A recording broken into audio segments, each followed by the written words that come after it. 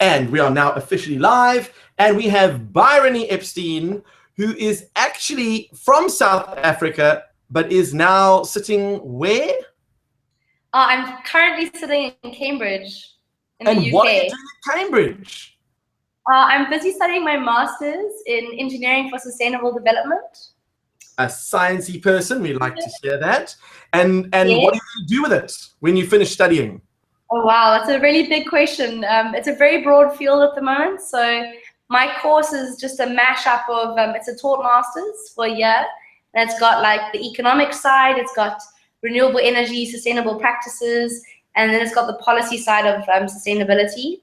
So I don't quite know where I'm going yet, but I'd like to go into the renewable energy field and hopefully come back to South Africa and implement what I've learned into the country, and help our growth and help the distribution of it.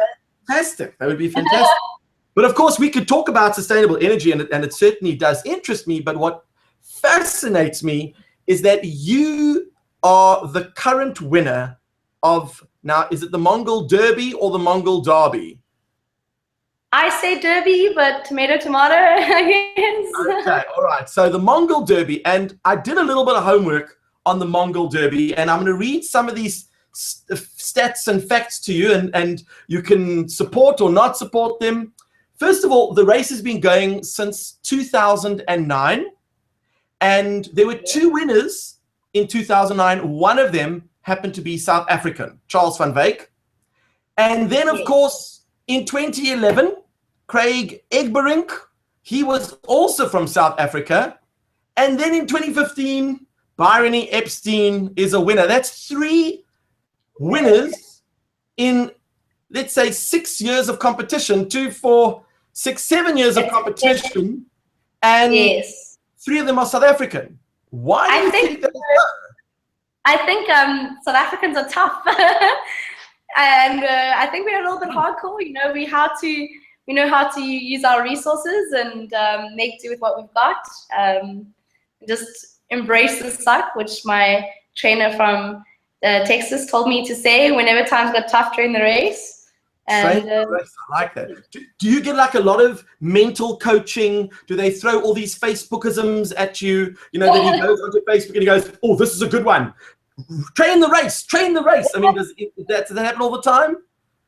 No, do you know what? Like preparing for this race, yes, it's physically grueling, but it's definitely very mentally grueling as well. And a big part of me, doing so well in the race was being mentally prepared for what was going to happen, and the tough. Yeah. Okay, well, let's just talk about some of those things that you'd mentally prepare for, because this race extends for 1,000 kilometers through the Mongolian steppe. Is that how you pronounce it? And it is the world's longest horse race.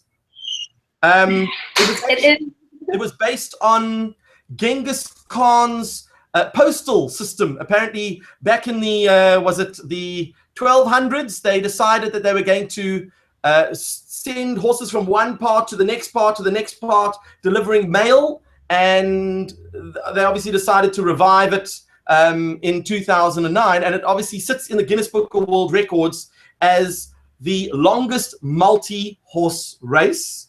And apart from that, there are so many things that could go wrong because you are racing on wild horses. I know.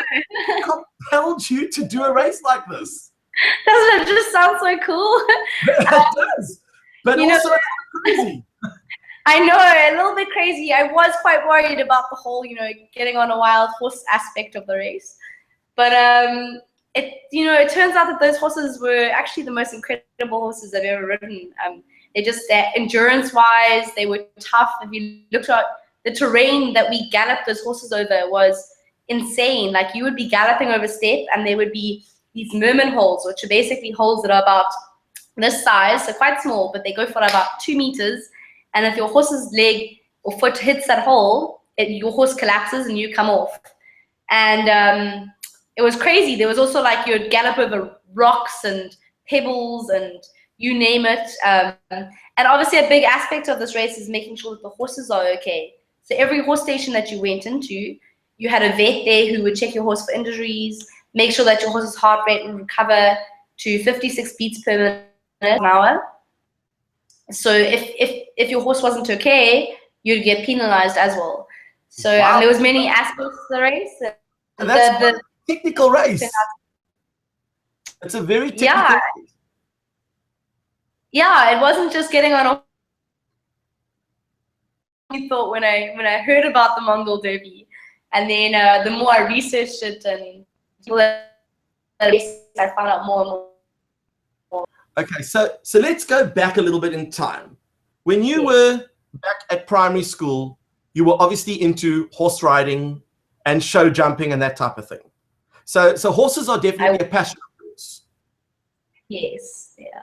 How did you go transition from show jumping to riding like a maniac across another country? Well, so I started riding when I was 4, and I had my first horse when I was 10, and I started competing when I was 10, and then when I was 11, I had 2 horses that I was competing with, and I absolutely loved, riding and the competition and adrenaline rushes. And then when I got to university, so I went to the University of Cape Town, I did chemical engineering and time. So unfortunately, I had to give up horse riding then.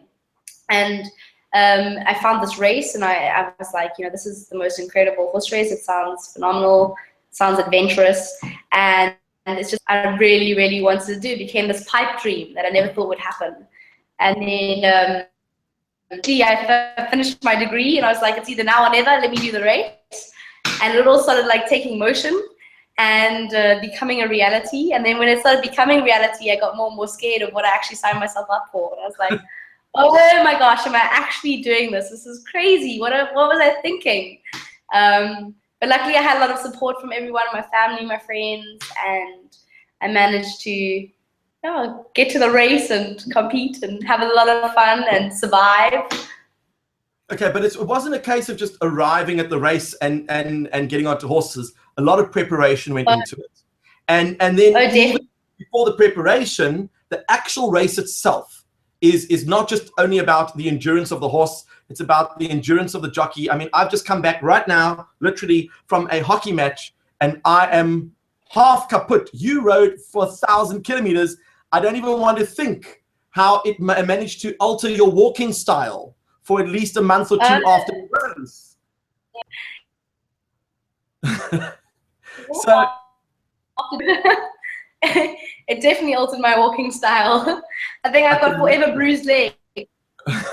So let's go to the preparation of a race like this, and then we're going to go into the actual details of the race, because it's, like you said, there are a lot of rules and regulations. How many people took part? So there was 37 of us that took part from around the world. And these people are not just, taking part in like a fun race and, yay, let's ride. These are people who are serious contenders. Is that correct? No, I mean, this year there was serious competition. We had a few people in endurance riding. So I came into this race, and before the race, posts of like kind of all the competitors, and I started reading that bio, and then I was like freaking myself out, because I was like, I don't know how I'm going to ride against these people. They're really good riders. And wow. So I was nervous. I think it all came down to how much time you could put into your training beforehand. Okay. And so I started off by doing, when I was in South Africa, just lots of cardio work, going to the gym, like strengthening the right muscles in my legs. And 5 months. So every city that I went to, I would go run through the city, I'd go to my hostel, and I had like a skipping rope, and I used like the chairs there and did like body weight exercises and skipping, and just to keep fit. And I did that day, or every day. And I took a bike from Florence through Tuscany and Italy for like a month. Mm-hmm. And so I kind of used that as an opportunity to gain mental strength, because I was doing that by myself. So I just, at night would pitch a tent and sleep on the floor. And then I was really lucky to have an opportunity to go to Houston in Texas in the US and train with Justin Milzen, who did the race in 2010, and he actually also won the race. And he was the winner of the 2014 race, is that right? No, of the 2010 race. 2010 race, okay. Yeah. And so I had been speaking to him throughout the year, and I,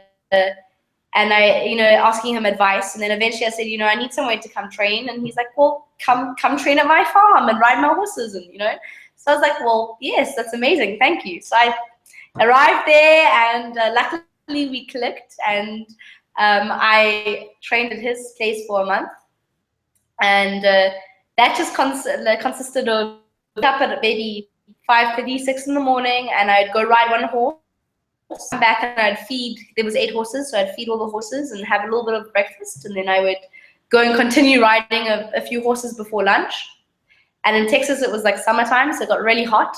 So I actually would come in during lunchtime and either sit down and have some lunch, or I'd get on the treadmill and I'd walk and eat, or run and eat, or whatever.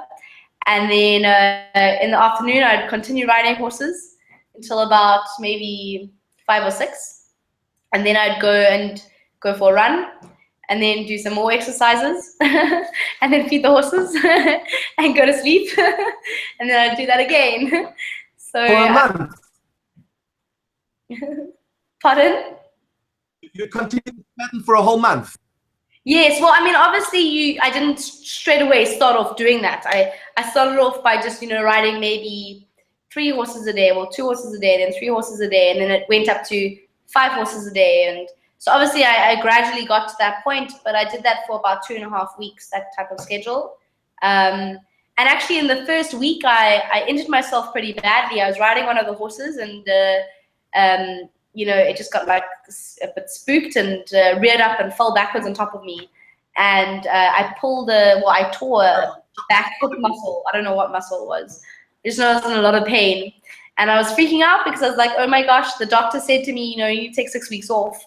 And I was like, well, that can't happen. So I gave painkillers and took lots of painkillers and managed to work through the pain. And I think that helped me when I got to the Derby. The painkillers, because maybe you went in the right space.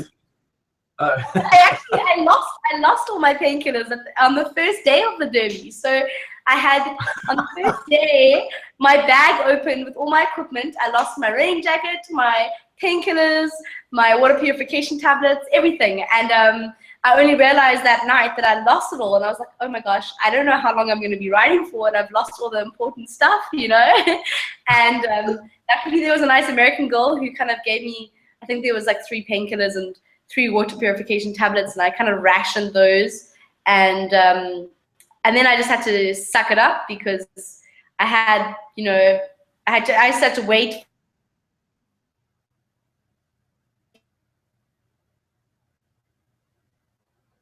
Find a way. I think I was just really, like, I managed to outride the rain, whereas other people got stuck in the rain and got hypothermia. Race. If I got hypothermia, I had no warm clothes. So yeah, it was a very interesting. But now, wait a second. How many people finished the race? So there was actually only, I think, 2 or 3 people that didn't finish this year. So we did incredibly well this year. Just the weather conditions were really harsh, and so the first 3 days of the race, people were getting heat stroke and suffering from sunburn and getting pulled in with IV drips. And then the next half of the race, people were getting hypothermia and getting pulled into tents and put in front of fires. And so I think it was the biggest temperature gradient they've had in this race so far. I mean, the people that did this race this year were really good riders, and were also just hardcore people. Like, they broke ribs and continued riding, and the one guy ended up cracking 6 vertebrae and was still riding, and the one girl split her cheek open and was still riding. So I mean, my hat went off to them. They were incredible. And you still rode? Pardon? You injured a knee and you still carried on riding too. Yeah, I mean, it was awful because I had no tape to strap my legs, and I couldn't walk because my one knee had blown up to like a size of a small soccer ball, and was really bad. But the Mongolian people really helped me. They rubbed my knees with like a salt tea, which is a traditional like muti, to try and decrease the inflammation, because I had nothing to use. And I took a compression sock and cut it and put it over my knee, and that's how I continued. And I think by the 5th day, it was just probably numb, that I couldn't feel it, because it was definitely a hurdle to get over that and push myself through that. I can imagine. Now, we've got a couple of questions that some of our students have sent through. I'm going to check out here. It was Catherine and her sister Victoria. They both wanted to ask a couple of questions. So I'll throw some at you. Race start and finish. And she did ask the distance. We know it was 1,000 kilometers, but how many days did it take for you to finish? So where did it start and finish, and how many days did it take? And then also, we know that there were 37 people that raced you. How many of them were men versus women? Oh, okay. So, I mean, I don't really know the exact coordinates of where we started, but we all met in Ulaanbaatar, which is the capital of Mongolia, and we took a bus for about 2 hours, maybe like southwest of the city, and we started at that point. And then we ended the race up on the border of Russia at Lake Kovskol, which was really beautiful, but it was very cold. And the ratio of men to women, there was definitely more women than there was men, and I think that's because there's a weight limit. Because of the weight limit. Yeah, so you have to be under 85 kilograms. I just missed it by like half oh man. Next time. Yeah, so I mean the Mongolian horses are quite small, so they put weight restrictions on the race just because they need to look after the horses. And how many days did it take you? Oh, it took me 7 days to do it. 7 days. It actually took. Yeah, well, I mean, so Elise was my runner-up, a French girl. We finished in 7 days, which is time that someone's done the Derby in. But the race this year continued for 11 days. So, I mean, I can't imagine riding for that long, but people did, and they came out and, they did really, really well. Wow. Okay, so some of the other questions we got were, what was the name of your horse? But from what I can understand, you had many horses. How many horses did you get to ride? So I rode 28 horses, and how it worked. 28, yes. So, I mean, what happened was every 40 kilometers, there would be a horse station, which is a gur, white tent, where a family of nomadic Mongolian people would live. And you would arrive with your horse, and you'd obviously go past the vet and get your horse checked out, and then there would be a whole load of horses on a line, and you'd go and you'd pick a horse off the line. And, I'd kind of try and look into their eyes and be like, do we make a good match? Are you going to be a good horse for me? You're not too wild. And you'd pick your horse, saddle it up, and then you'd go and you'd get your GPS coordinates for the next station, and you'd put them on your GPS, and then you would kind of like navigate the landscape using that GPS until the next station, and then you would change horse, and then I mean, I did 4 horse stations a day, and then on the last day I did 5 horse stations. So it came to like 180 kilometers or something like that on the last day. And these horses, you've never met them before. There's no prior relationship. Anything can happen. Did you experience any situations where the horses were not so nice along the way? Oh, definitely. Very interesting situations. Some scary situations. I mean, the one horse actually was the one Mongolian herder got on it first, and it just reared up and fell backwards and was crazy. So I decided, no, I'm not going to get on that horse. You must give me another horse. And then there was some other horses where, so after I injured myself and I couldn't walk, I kept on saying to the herders, I can't kick with my legs. And then sometimes they'd give me a horse that was dangerously fast, and I could not, for the life of me, stop it. I tried everything to stop, and you just had to give up because you're exhausted at that point from pulling, and hold on for dear life because you couldn't turn, you couldn't do anything. You just held on and hoped that you didn't fall off. So it was really scary, I think, you know. It's actually one of the horses that put me in the lead, but I was definitely the most dangerous horse I rode. So if I've got it straight, you're getting onto random horses, but because you are in the lead, you get first pick of the horses. Is that correct? Yes. So the advantage is to always get in the lead, and then you get to choose the horse that you feel will work for you, and you just pray that the horse is going to cooperate. Yes. Well, I mean, you know, it's not always the case because the horses haven't gone and had water yet, so you need to go water the horse first. Or, you know, you'd pick a horse or be given a horse, and it turns out to be an awful horse that will not move. You get stuck in the middle of nowhere by yourself, and that is also awful because for me it was like the last horse station of the day, and I got this horse that stopped 20 kilometers from the horse station, and I was by myself. I could not get this horse. I tried, like, you know, kicking the horse, and in Mongolia you say choo choo to make a horse go. So I was like choo choo, and I changed my voice tone because I was like, maybe my voice sounds wrong. Nothing. I tried to get off and run with the horse, wouldn't walk. It was just really the most painful time in the race. And eventually a group of girls were running on track as well, and they saw that I was struggling, and so I managed to get my horse going with them. But it was the most awful time of the race. This horse just killed me. But I think after that, when I got given horses, I was lazy. I was just like, it's another one. I just have to, you know, bear it out and just ride on. But now you were saying that people went on for 11 days. You guys finished in 7 days, which is the fastest time ever in the competition. Is that correct? Yes. And every time you get to the horse, you probably think, okay, we've got to move. Let's see. I've got to feed this horse. I've got to get onto the horse. But I mean, you've got like a couple of hours. You could go and sit and have coffee with the locals and chill out, because I mean, it's not exactly a 100-meter dash. It's you know, it's over in 11 days for most people. So how on earth did you manage to cut it by 4 days? I mean, what did you do that was so different? Just remain focused and how to get out of the horse possible. You know, I think definitely getting into the leading group in the beginning helps you a lot. Stay in that leading group, because also horses are pack or herd animals. So if you know, 5 horses will travel faster than 1 horse by itself, especially when they get tired. So riding in a group helped. Then a lot of the time I'd break away and go by myself, which was also difficult. I just kept trying to push. You know, I said to myself, my goal today is 4 horse stations.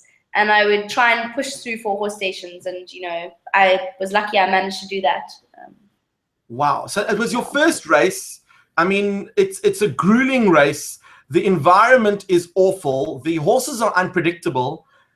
There's a certain element of survivalism going on there because you have to spend the night. Where do you spend the night? You're not getting hotels in the middle of the Mongolian steppe. No. So I mean, if you make it to one of the checkpoints by the cutoff time, so you ride from 7 in the morning till 8:30 at night. So if you get to that checkpoint by 8:30 at night, then you can stay at that checkpoint and stay with that family, and they look after your horse, and it's lovely. You get food. If you don't make it to the checkpoint, or you get to the checkpoint, like the one night I got to the checkpoint, but Elise and I had 45 minutes left of the day. So strategically, we were like, we want to keep the lead. We're going to go for 45 minutes extra. And we galloped out, and we found a Mongolian family to stay with. And you kind of have some Mongolian written down on a piece of paper, because obviously there's a language barrier, kind of saying, you know, can I keep my horse outside your house tonight? And would you be able to feed us? Can we sleep on the floor? And they were just so welcoming, such beautiful people, so kind. You know, they didn't know who we were, and just we were allowed to, you know, sleep in their house with them, and they fed us dinner and fed us breakfast, and off we went the next morning. I mean, I just don't understand. So you're riding through the Mongolian steppe, you knock on someone's door and go, Okay, we don't speak much Mongolian, but I'm going to read this from a piece of paper. Can we plant our horse outside your house? Will you feed us supper and breakfast? And we are riding for like 12 hours a day on a horse. And they go, sure, come inside. We don't know anything about this race, but we've got space. I mean, is that how it worked? And literally, that is how it works. Yeah, I mean, it was phenomenal because I've never experienced hospitality like that. And there was obviously no money was exchanging hands. It was all goodwill, and they didn't expect anything from you. It was just like smiles and laughs, and yeah, it was the most incredible experience. And the Mongolian culture was just a beautiful culture and really kind people, and they looked after it. What did they feed you? Oh wow, okay, so we ate so well. Like, we all thought we were going to lose weight on the race, but no, we put on weight. We had so goat was the main meat. We'd have fried goat dumplings.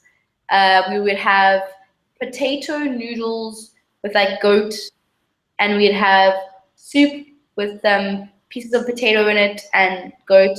And some goat. And some more goat. And we had some biscuits that they made. I can't remember the name of the stuff that they made it out of, but it was like these really rock hard, kind of bitter biscuits. Those weren't my favorite. And milk tea, which was very nice, and goat milk. And the one family actually had some vegetables they gave us, and that was really nice. Wow. So now, you obviously don't take much money with you on a trip like this, because I don't know if there are rules about what you can spend and what you can't spend, and what happens if you can't find a family that will feed you or host you? What did you do? You just stay out in the open. So there was a few people that stayed out in the open, or they found like a winter stall, which is like when you mountains are, they have these like wooden winter stalls made. So when it goes to winter, they put all their cattle in these stalls to keep them warm.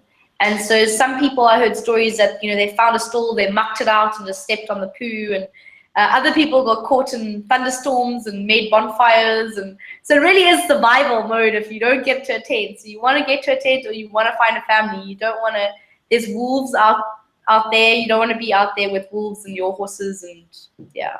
Wow, did you take a tent? I mean, do people take tents with them? The Contenders? No, just a sleeping bag. Yeah.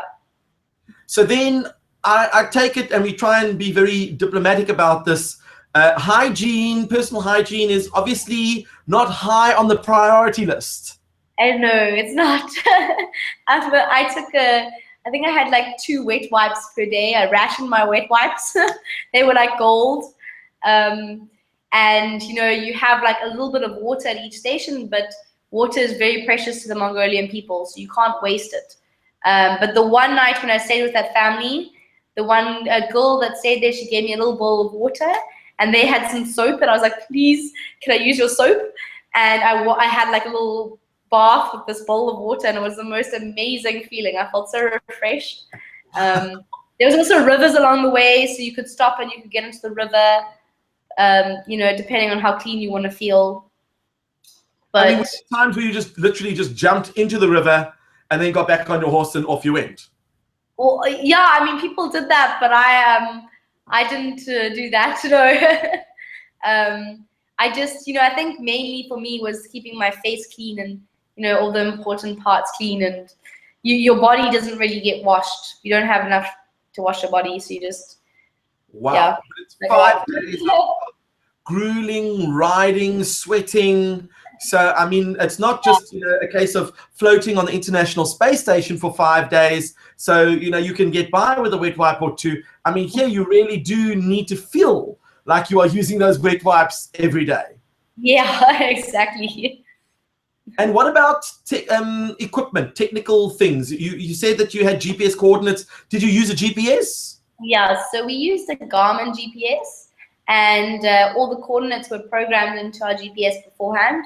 And then you got your point, your location, and then you would say, find my next location, and you would then navigate using that. And you would ride with that.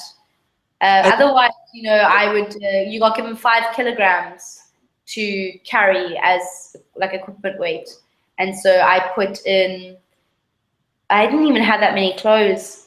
So I just had, what did I have? Some medication, I guess, but I lost that. I literally lost everything. I lost my rain jackets. I had some food, but then I couldn't make the 5 kilogram limit. So I had to get rid of my food before the race. My sleeping bag, what I made of my sleeping bag weighed literally more than half the weight that I had. So that I was a little bit upset, but then at night I wasn't, because you're sleeping on the floor. So I was quite thankful to have a cushioned, warm sleeping bag. But of course, for your back, I mean, can you imagine you're sleeping on a hard floor and then you ride for many, many hours? Doesn't your back take its toll? Do you know what? Like, funnily enough, like my back didn't get sore once and my bum didn't get sore once, and the only thing that really got really bad was my knees. But otherwise, everything else was okay, which is so weird because you would expect. I mean, obviously, I was stiff. I was stiff, but we were stretching before we rode, and just definitely the knees were the worst part. Okay, but now riding a race like this obviously draws attention. And from what I can gather, you obviously wanted to draw the right kind of attention, and you involved some charities along the way. Can you tell us a little bit more about that? Yes. Okay. Well, this race is all driven by charities. So 95% of your fee to join goes towards charity and Cool Earth, which is the main organizers charity. And they're a great organization, and they help. They work with indigenous communities to serve rainforests and the animals in those rainforests. And then I chose 2 personal charities that I'd like to ride for, and that was Reach for Dream Foundation, which works with kids that have life-threatening illnesses that have these dreams and they want them to come true, and this organization tries to make these dreams come true.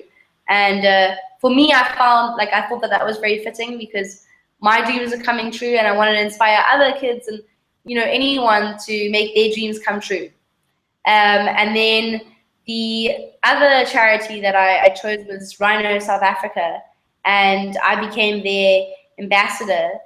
And I think it's really important that you have a voice for the voiceless, and we can speak for the animals, and show people and tell people what's happening with poaching of our rhinos in South Africa.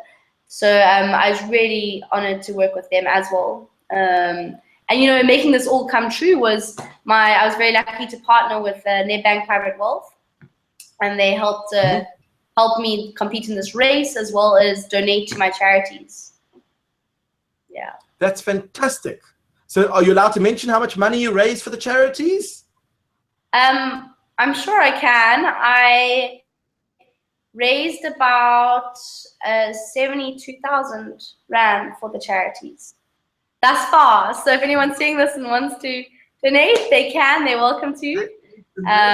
Wow. Yeah.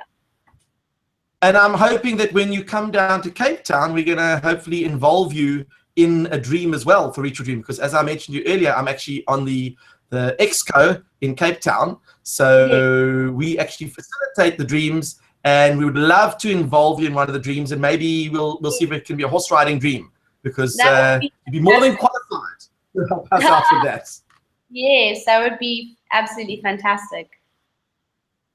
So now the other thing I wanted to ask you is, you get into a race like this, you're not taking seconds with you, you're not taking your buddies, you're not having your family, you're basically just getting on a horse and you're going.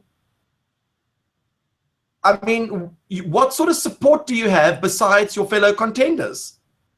Well, so we ride with a tracker on your shoulder, and it just means if something happens to your horse or to you, you can press SOS or the help, and the ops team can see, okay, this person needs help.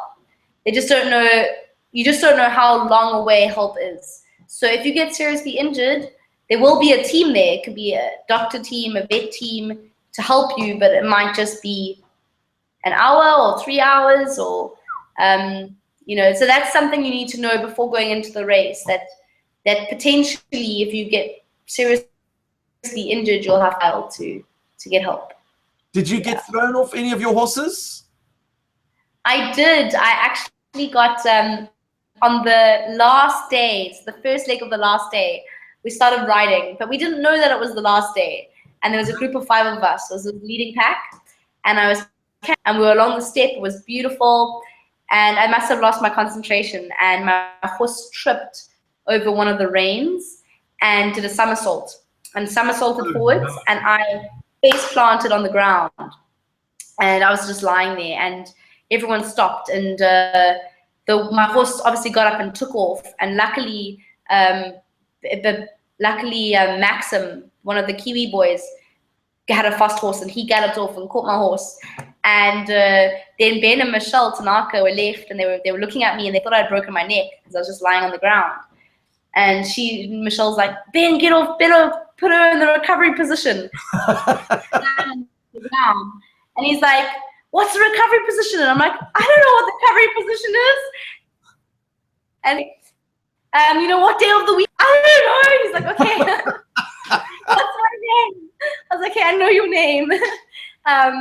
And luckily I was okay, but I was very concussed. And you know, I brought my horse back, because if you lose your horse,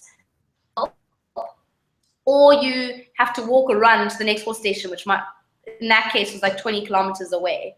So luckily they caught my horse, and I got back on the horse, and I was very dazed out. I wasn't speaking. So for about 80 kilometers, I just rode with them, and they looked after me, and they kept asking me questions, and I kept answering, just because I was just holding on the horse. I just wanted to stay on. I couldn't speak or anything.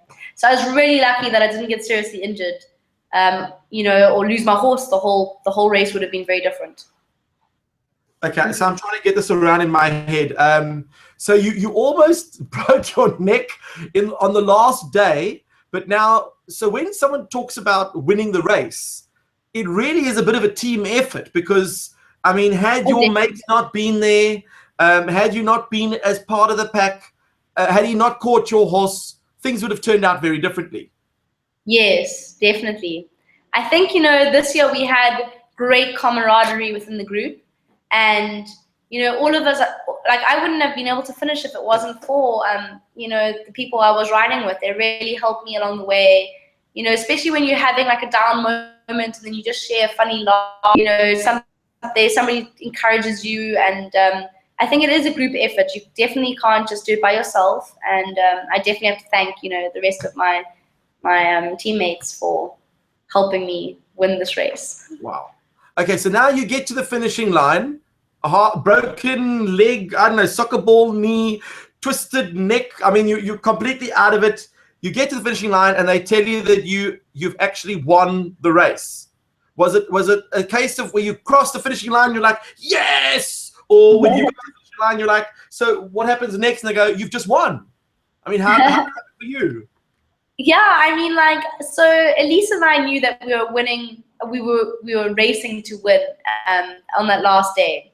So there was lots of tension, and when I crossed that finish line, I kind of just was like patting my horse, and I was like, this horse is incredible. It was the most incredible horse I rode the whole race, and I felt like I was kind of in this surreal world where I was like, have I just won this race? Like, I've just been like dreaming about this race for 4 years, and I've just won it. You know, I couldn't really believe it, and it was really incredible feeling. But then at the same time, I felt like, oh, but this adventure's now over, and it was the most incredible adventure, and I don't want it to be over. So it was like this mixed emotions feeling. How did Elise feel? I mean, you guys are riding neck and neck at the last bit, and then what happened at the end? You know, like, I was just lucky. I got the faster horse, and I mean, she could have easily have got the faster horse on that last leg. And you know, we raced to the finish, and I was lucky enough to pull ahead. But you know, I feel like she's just as much a winner as I am. She also rode really well, and we helped each other along the way, and we became really good friends. So, but I think, you know, if you're going that far to come second, it is disappointing. But you know, she did really well. Was that her first race as well? Yes, yeah, it was. So now, I mean, I know it's a silly question, but would you consider doing it again? Oh, I would definitely consider doing it. It was incredible. You know, when I first finished the race, I was like, wow, my body needs to recover a little bit. But then after a week after the race, I was like, I wish I could go back. I wish I could do it again, see it, do a different route, you know, spend more time with the families. You know, every time I came back and I saw my brother and I was like, you know, you need to start riding now so you can go do the race, because it was just so amazing. And he was like, yeah, good idea. Not, I mean, would he do it something? Would he do something like that? I'm not too sure. I don't know. But he's up for an adventure. I just don't know if you'd want to go do that. I mean, are you looking to train future contenders? Did you find that all of a sudden after you won the race, there was a lot of media attention? What happened from that point of view? You know, there was a lot of media attention, and I didn't quite know how to act or what to say. You know, you're obviously excited, but you don't want to come, I don't know, nowhere. But it was just amazing being able to share my story with other people and hopefully inspire them to, you know, do their dream. Or it was incredible. You know, there's, I guess, media say things and they might not get the whole story or say it how you've said it. So there's also that. But it's been great. And did you see any of the coverage in international press? I mean, obviously in different languages, you wouldn't have been able to read it, but did you see anything funny in any of the stories that you just thought, what? Where did they get that information from? I don't know. There was a few things, you know, like everything that was said was very in the lines with what happened in the race. I did do an interview with the BBC World, and that was also, it was really weird because I was like, you know, at this lake on the border of Russia with a sat phone speaking to someone from BBC World, and I was like, is this really happening right now? It was just a bit crazy. And then there was also a Mongolian documentary that was just released, and it was on their TV. And so that was also, I was watching it in Mongolian. It's so great fun, the people riding the race and the horses. Apparently there is going to be a documentary, All the Wild Horses, which has been shot over 2 races, the 2012 and 2013 race, and it's going to be completed in last year's race, the 2014 race. And Ivan Marlowe is the producer, and that movie is probably going to be coming out soon, already has. Yeah, I hope it's coming out soon. I saw the trailer and it looks beautiful. It really captures the essence of Mongolia, and you know, if other people are interested and want to see more about this, I really urge them to, you know, watch the trailer and try and watch the movie when it gets released. Well, what I'm going to try and do is I'm going to try and load up 1 or 2 photographs, and then you can just talk us through what these photographs are all about. So let's go to, I'm going to try and share the screen. And let's try it again. Where is, okay. And share screen. Is it behaving? What's wrong? You can go. You can do something. No. I just need to quickly run and get a charger for my laptop. I'm so sorry. Okay. You go do it and I'll load up the photograph. Not a problem. Okay, great.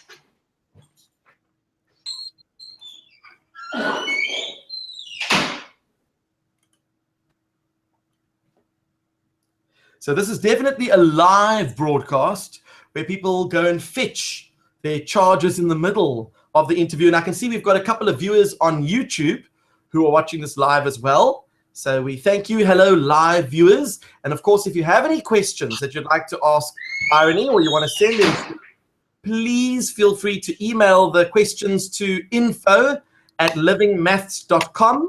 Or if you want, possibly you can tweet it to @livingmaths. And we've got a couple of minutes left. We've got another 15 minutes left or so. So if you want to ask some questions, you're welcome to do so. So now, Byeronie, this photograph over here, yes. Is it showing up on your screen? Your horses have got numbers on them. So someone is obviously keeping track of which horse belongs where, or are these just wild horses that roam around normally?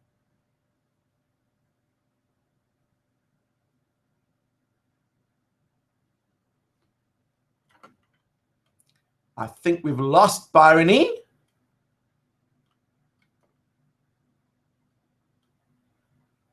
Let's see if she's back again.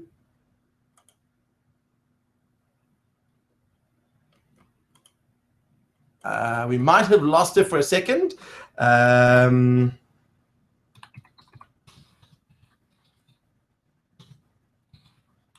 With the link, maybe she must just exit and restart, unless her battery definitely ran out in the middle. We'll see now. If it's touch and go, these things can happen with a live broadcast. But while you are viewing it, I will go through some of the photographs, and hopefully Byeronie will be back to join us, and we'll get a chance to see what these photos are all about. So let's load up the share screen again, and hopefully she'll join us in the middle. There we go. And this photo over here, for those of you who can see, is obviously, oh, I think she's back. No? I'm going to eject. No, I don't want to eject her just in case. So Byeronie, if you can hear me, you must just exit yourself and then rejoin. I have sent her a message, so maybe that will work. Let me just send her an email as well.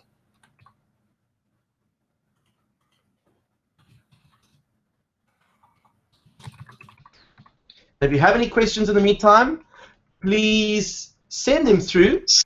I think she's back.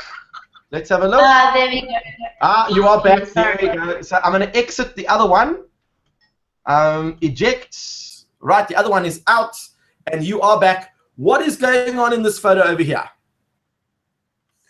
Well, I'm just about to leave a horse station, so you can see all the horses.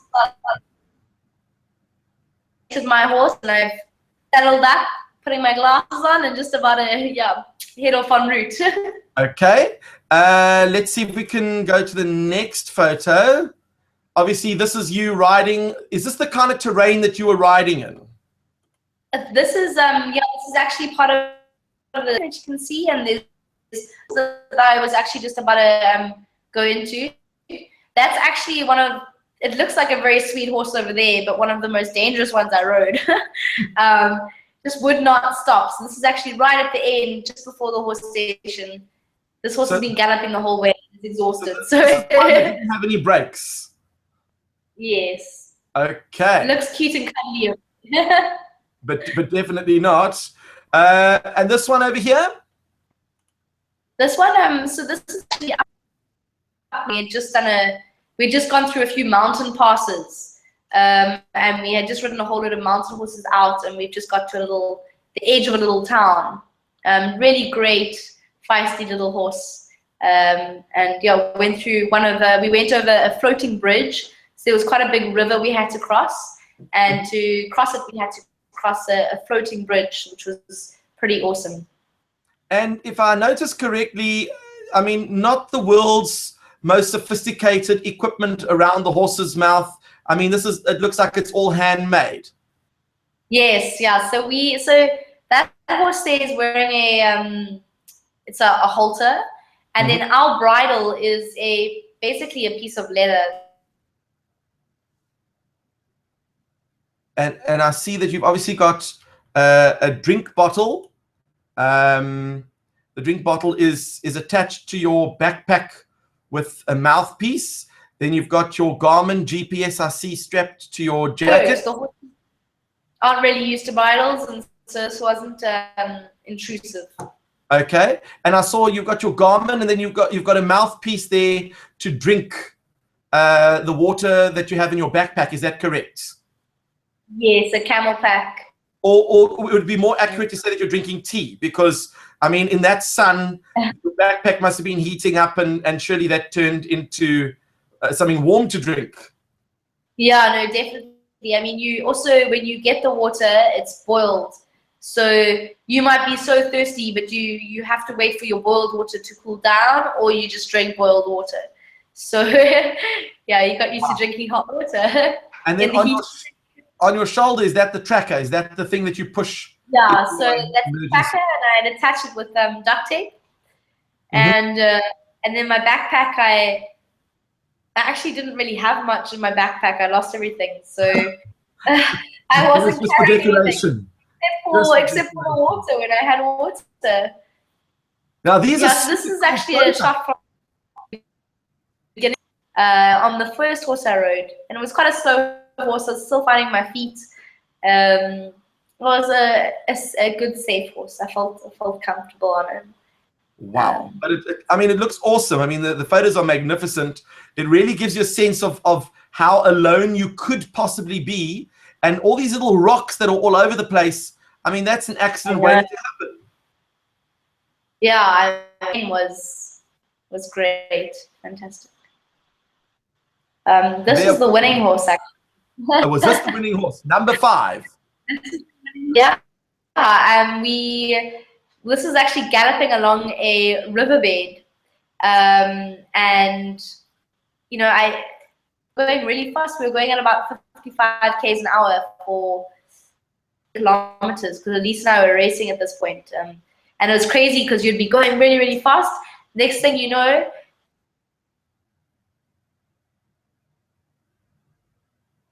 and the next thing you know, Byeronie disappears. We need to hear what happens next.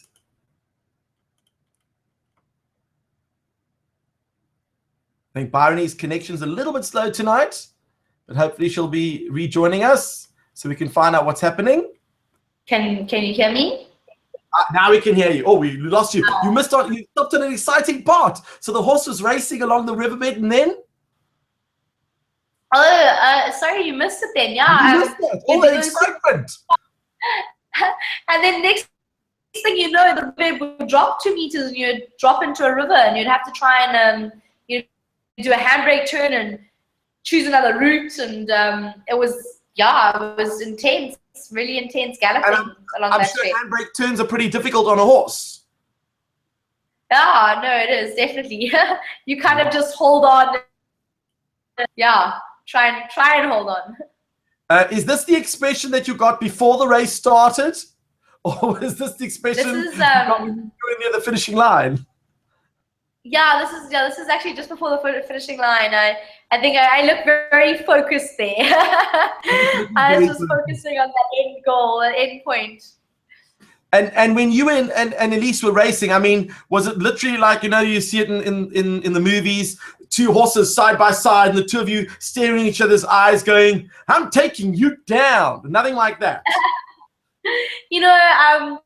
Our finish wasn't that dramatic. I think definitely in the middle of that last leg, it was like that, where the horses were getting hot on each other's tails, and we were wilting. But then, we got out of this riverbed, and we were head on head, and I just went, and I didn't look back until the end. Yeah. Okay. So in this picture, it's actually these are the South Africans that were there, and so there was one other South African, Simon, who was riding the race on the left, and then this is when he raced. And then there was there's actually 3 South African vets that were helping at the race. Okay. I mean, there must be quite a lot of people who are behind the scenes, because it's over such a vast distance. How do they get everyone to be in all? I mean, you must have rescue helicopters and stuff involved. I mean, it's quite a big process. Oh, it's absolutely massive. I mean, I can't pretend to know the amount of work that goes into organizing this race. I mean, we were just really lucky to have a beautifully organized race. Everything went smoothly. I mean, you would think that there's perfect communication in Mongolia the way this race went down, but actually, it's all via sat phone. Katie, she was the person she was the chief, and she organized this race.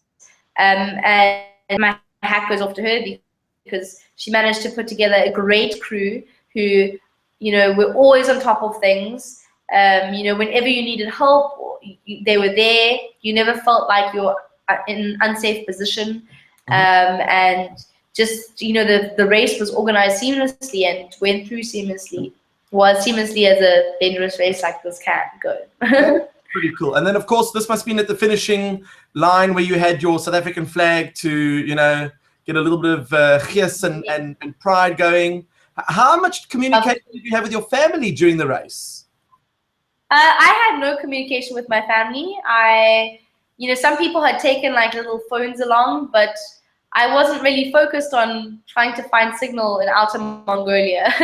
So I definitely, when I finished the race, I got a hold of a sat phone and I called home to my mom and my brothers, and yeah, it was really nice. Just let them know that I'm okay.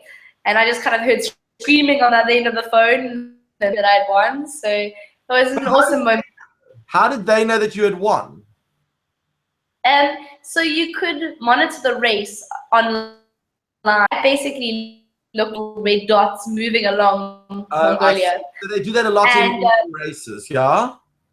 I mean, and the ops side had obviously been told about who had won the race and instantly updated it online, and that's how they found out. They must have been blown away. First of all, blown away that you were taking part, and second of all, that you actually won the race. Yeah. You know, when I you know, told my family and my friends I really want to do this race, I'm going to enter. And then I got a bit scared when they sent the idea was there, and when I know this is something you want to do, and they gave me a lot of support. And then when I decided to do the race and I did the first installment payment, they were like, oh my gosh, we were just saying that we don't really want you to do the race. But you know, I think they were really nervous, but they were good about keeping their nerves to themselves because they knew that I was already scared about, you know, and they just gave me a lot of support. And I think if themselves in too much danger, they would have put their foot down. But they believe, you know, everything worked out, so it all was okay. Very cool. And I mean, if you think back to your time in Mongolia, would you go and visit Mongolia if it wasn't a race because you had such a positive experience?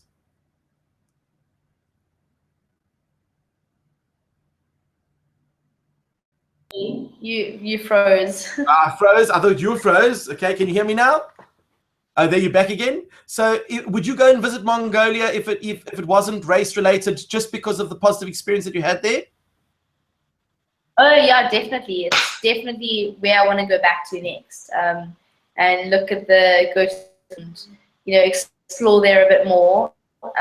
Just because it was a beautiful country. And it's somewhere also that wasn't like, you know, on my radar before I heard about the race, and where I wanted to go, and I've been there and heard about.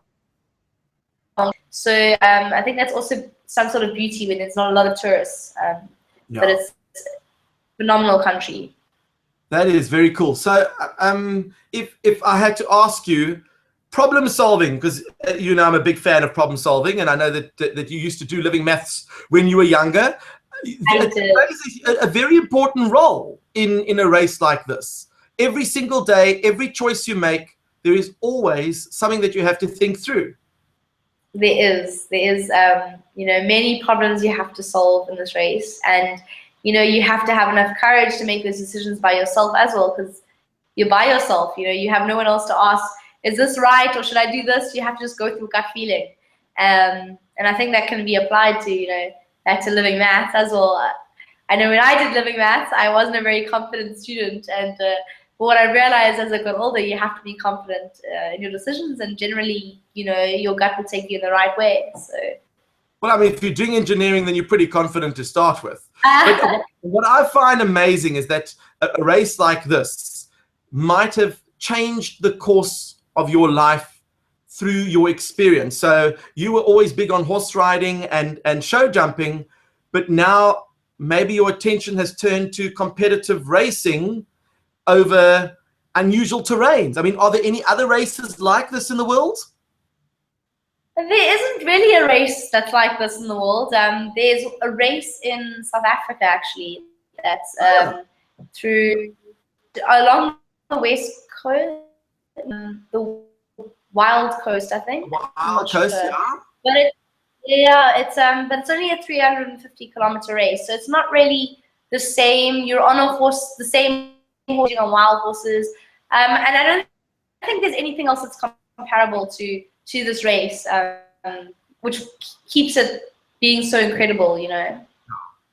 I mean, but now you hold that title. You literally won, and now you've set a new record, which means you've got all that pressure on your shoulders to come back and beat the record, or to see if anyone else is going to beat your record. I mean, it's quite an exciting.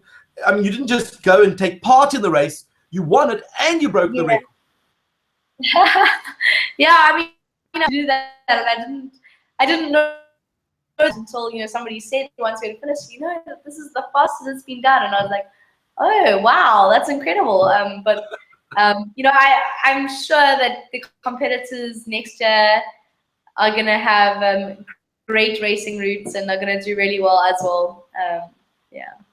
Wow. Oh, wow. Well, I can tell you that I have been absolutely fascinated when I first heard that you had won this race, pitched on this race. I thought she must have a screw loose, because this is not just an endurance race of, you know, a comrades marathon or an Argus cycle tour where you cycle several hundred Ks. I mean, this is 1,000 kilometers on 28 different horses that you don't know, and you are in terrain that you are unfamiliar with a language you don't speak, and you are alone for large portions of the time. Anything can go wrong. It is an insane race. When you put it like that, it's not crazy. But just put a perspective here. I mean, yeah, I mean, I guess, you know, just before the race, before I started like the race, I said that to myself, and I was like, holy crap, I do sound really crazy.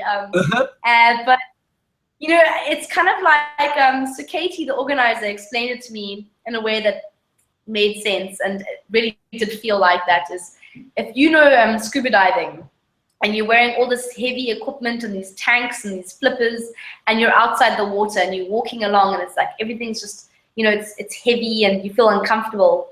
But then when you go off the back of that rubber boat and you hit the water, everything just kind of makes sense and floats, and everything feels peaceful. And that's how it feels when you start the race. You know, all your nerves are just everywhere, and you're scared, and you know, you're worrying about work, you're worrying about all the organization race. But then as soon as you get on that first horse and that bell starts and you cross the start line, and it's you and that horse, it's just the most incredible feeling.